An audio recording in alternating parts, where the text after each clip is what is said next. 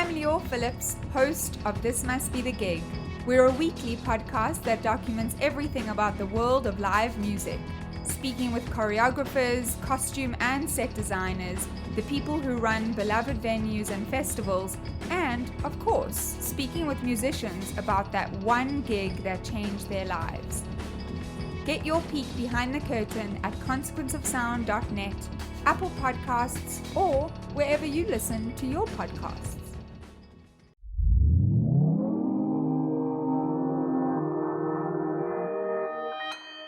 Consequence Podcast Network.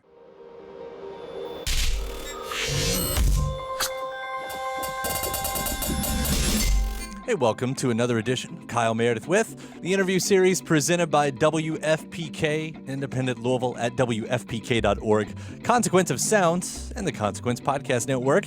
I'd like to thank all the subscribers. Thank you so much for checking in multiple times every single week. Appreciate all the comments you've left and all the spaces. I always love hearing from you guys.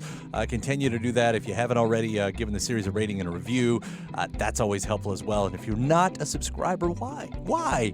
Take that moment right now to hit that subscribe button wherever you're listening from. You can grab us at any of the podcast land destinations like iTunes, Apple Podcasts, of course, Spotify, YouTube, any of those places you can subscribe to. It is the best way to keep up with all of your favorite artists, with new interviews released every Monday, Wednesday, and Friday. I'm Kyle Meredith, and today my guest is Nicolas Godin. You will know him as one half of the band Air, one of my all-time favorite bands. He has a brand new solo album called Concrete and Glass. And Nicolas and I are going to talk about, he likes to start with a concept, and he'll tell you architecture is where he started with this one. That's not something out of left field. He actually has a history with architecture. It was maybe what he was going to be doing before he decided to become a musician 20 some odd years ago. So we'll hear about revisiting that concept for him, how it all started, and how it reflects within the songs. Yes, there are angular moments, but with the guest vocalist, he actually kind of left the door wide open. Like, this is what it's about. You take it where you're going to take it. So we'll hear about writing some of those songs like The Border and getting together with the guests. Cola Boy, Alexis Taylor from Hot Chip, and the GPS voice. You know, we've all heard her. She makes her own appearance on this record on a song called Turn Right, Turn Left. It's a really cool moment in the album. And that also allows us to talk about AI music. Nicolas will tell you that he thinks we're only a year away from pop songs having vocalists who don't actually exist. And it's one that excites him. We'll hear exactly why. And from there, I will turn the clock back just a little bit. The movie The Virgin Suicides celebrated its 20th anniversary at the end of last year, but the soundtrack actually hits 20 on February 23rd of this year. So we'll hear a little bit about that time right there. And as far as movie soundtracks go, Nicolas has his eye on some more. Science fiction, maybe even horror. You'll have to listen in to get more details on that one. Talking about this album, Concrete and Glass. It's Kyle Meredith with Nicolas Godin from Air. Yeah, hi. Well, I got to tell you how much I seriously love Concrete and Glass. What you've been doing the last few years has just been beautiful and amazing, and this record is no exception to that. So congratulations on another fantastic record. Thanks. As you've said many times, you like to start with a concept, and as I read, this one has to do with architecture, which takes you back to an early roots of yours. What was it about that theme that drew you back in this time? It was really an opportunity. I never thought about it, and it was not my plan to do that. And I just got my friend Xavier Veillant, he's a French artist, and he asked me if I have some ideas to do music around his own project of doing some exhibits in famous modernist houses around the world for 1 year and a half. So I did that, and then at the end of this, I had all these melodies and all these chords and all these tracks, and so I said, let's make a record about it so I can leave a trace of this work. Otherwise, this work would have disappeared, because after each exhibit, it was nobody who could listen to it. So I did the record, so there's kind of an archive of this work. But the problem is that I wanted people to listen to the album without knowing anything about this exhibit. So I had to transform this music into songs. So the main work on the album was to transform this music that was first for contemporary art into pop songs, and that this transformation is the album, really.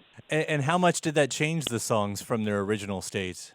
I would say the original songs were more like soundtrack music. It was like But I didn't want to do a conceptual album. I wanted to make pop songs with choruses and verses and like lyrics. And I was tired of doing some intellectual music. I really wanted to do something sensual, you know. That's interesting too. So when you're writing like that, so take it back to, you know, the broad idea of architecture.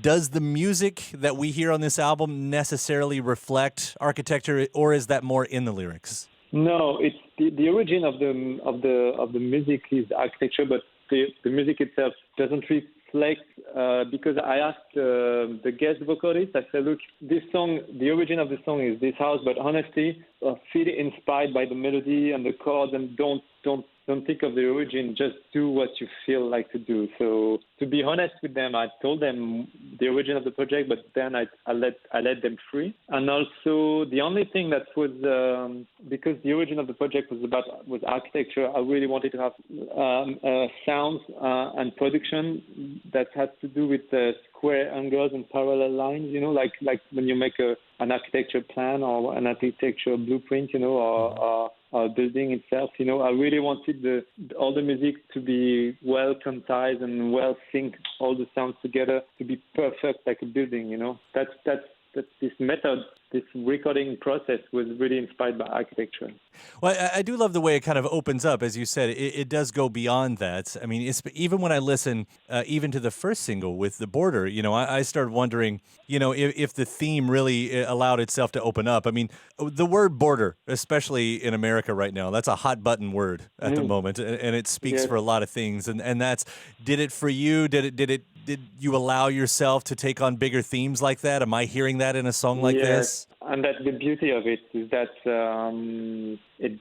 you words can have different proposals, you know. And at the origin, I wrote this song because at the French border with Spain, there was Barcelona, and Mies van der Rohe did this building in 1929. I imagine a song about a guy who's going to change the world and start a new page of the world, you know. And so he asked his collaborators, meet me by the border and we will change the world together. And then, because I'm in Europe and I think of all these people who cross the sea, you know, and taking a lot of dangers for their lives and try to come to start a new life, you know. And I think that's the beauty of art, really, because when you're an artist, you're a sponge. You're influenced by everything you read in the newspaper or watch on TV, or the world is going through you. And so even when you have you don't do it intentionally, it's stronger than you. Like, you can feel like the world is in your music, whatever you do. I imagine like the bands in the 60s, they were making records, and now when you listen to this record,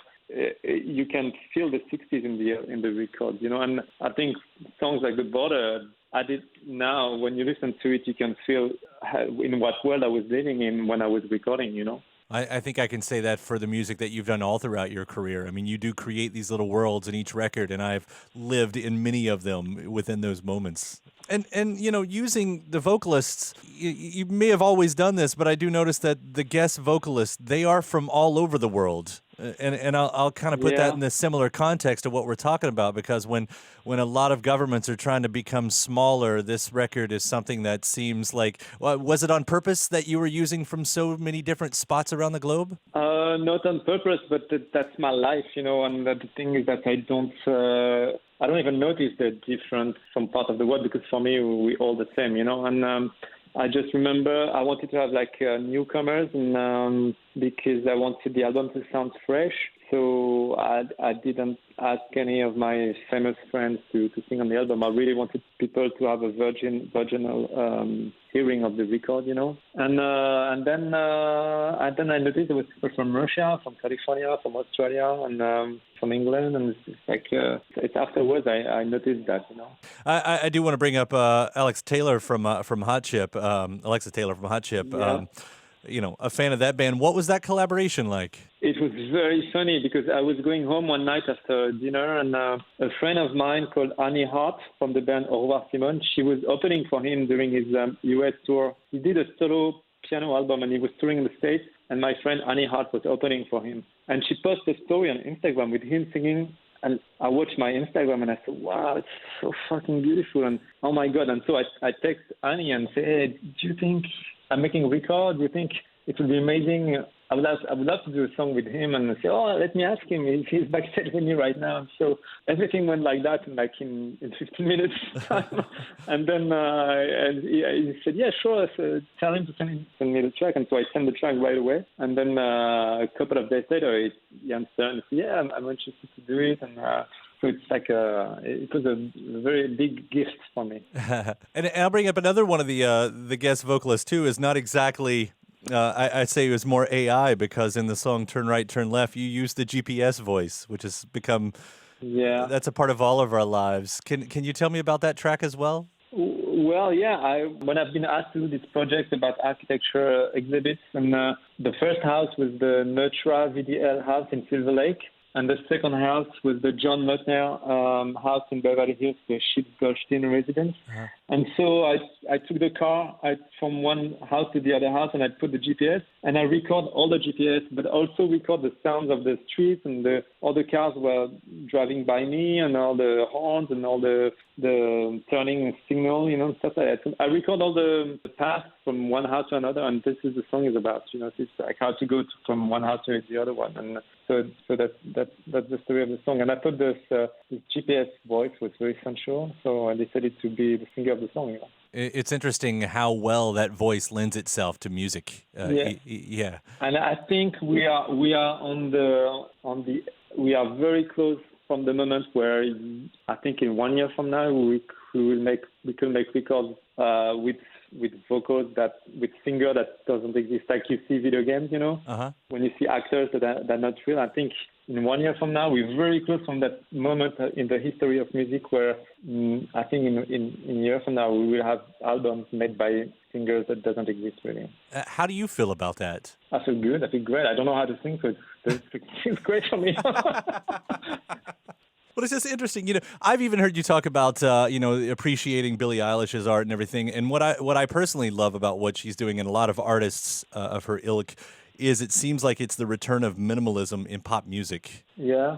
But that seems like it goes back to a lot of what you've been doing in the past as well. I don't know if you see it that way. I mean, it's a good news if it happens, because I've always been a minimalist guy, and the minimalism is at the heart of my music since I started. So if one day there's a return of that, I will be there.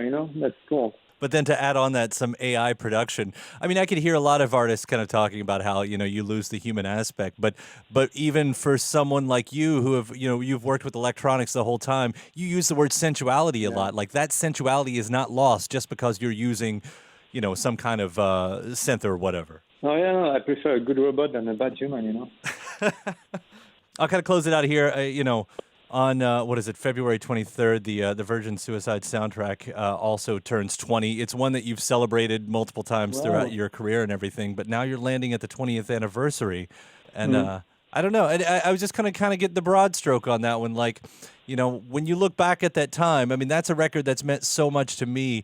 Like, what stands out for you about that album? Oh, it's crazy because when we were doing it, we were so fresh and innocent, and now it's a classic of the music. It's crazy. It's like when you do things, you don't know what you do, and then you get old, and then you realize, how shit! If only I knew, I would have enjoyed it more.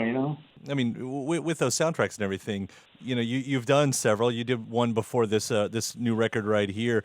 I've heard you say you want to do a science fiction film or a horror movie soundtrack. Do you think that's on the horizon? Yeah. I would love to. I would love to do science fiction music.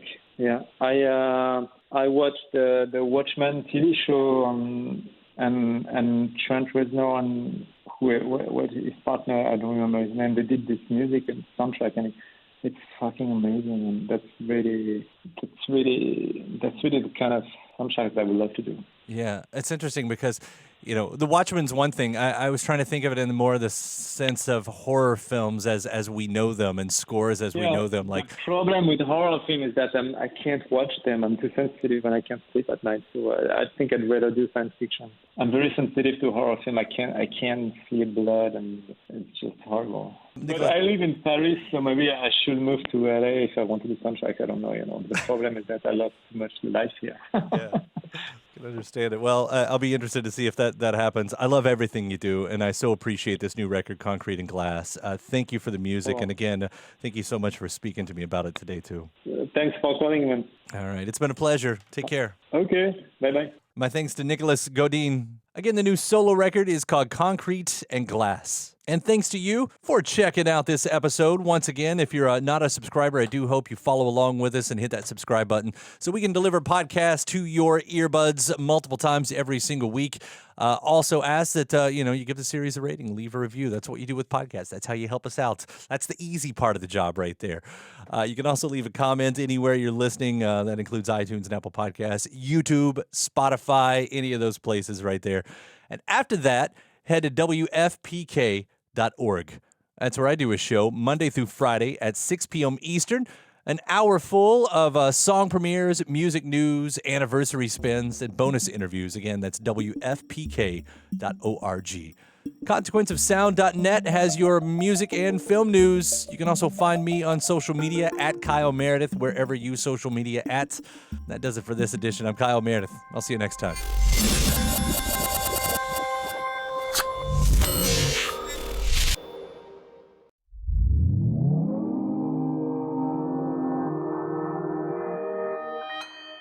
Consequence Podcast Network. It's easy to hear your favorite artist on WFPK from wherever you are.